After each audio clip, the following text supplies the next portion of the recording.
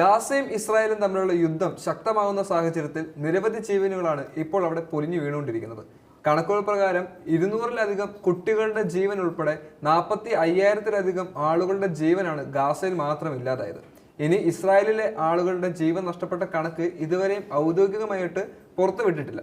യഥാർത്ഥത്തിൽ ഇസ്രായേലാണ് യുദ്ധത്തിന്റെ കാരണക്കാർ എന്ന് പറയുമ്പോഴും രണ്ട് രാജ്യങ്ങളിലും ഒരുപോലെ നഷ്ടങ്ങൾ സംഭവിച്ചിട്ടുണ്ട് എന്നത് യാഥാർത്ഥ്യം തന്നെയാണ്. കാരണം സൈനികരാണെങ്കിലും അല്ലാതെയുള്ള സാധാരണക്കാരാണെങ്കിലും രണ്ടുപേരുടെ രാജ്യങ്ങളിലും കുറെ നഷ്ടങ്ങൾ സംഭവിച്ചിട്ടുണ്ട്.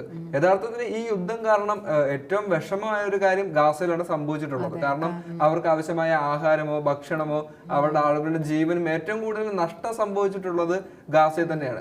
പക്ഷേ ഈ ഒരു യുദ്ധം അവസാന നിമിഷത്തിലേക്ക് വരെ എത്തിയതായിരുന്നു ഈ ഡൊണാൾഡ് ട്രംപ് ഇടപെട്ടതിലൂടെ. പക്ഷേ എന്നിട്ടും വീണ്ടും ഇസ്രയേലാണ് ഈ വെടിനിർത്തൽ കരാർ ലംഘിച്ചുകൊണ്ട് ഗാസയിൽ വീണ്ടും ആക്രമണം നടത്തിയത്. അപ്പം അതിനെതിരെയാണ് ഹൂതികൾ വീണ്ടും ഇസ്രയേലിലെ ചെങ്കടലിലെ കപ്പലുകൾക്കെതിരെ വീണ്ടും യുദ്ധം നടത്തുമെന്ന് പ്രഖ്യാപിച്ചുകൊണ്ട് വീണ്ടും യുദ്ധത്തിലോട്ട് ഏർപ്പെട്ടത്.